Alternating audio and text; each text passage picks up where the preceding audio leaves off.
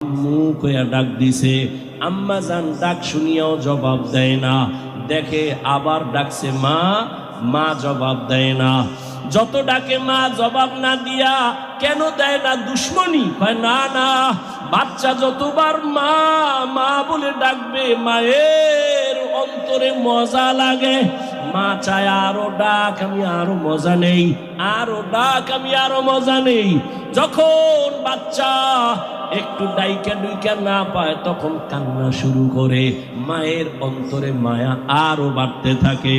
বাচ্চা কান্না করে আর আম্মু কয়া ডাকে।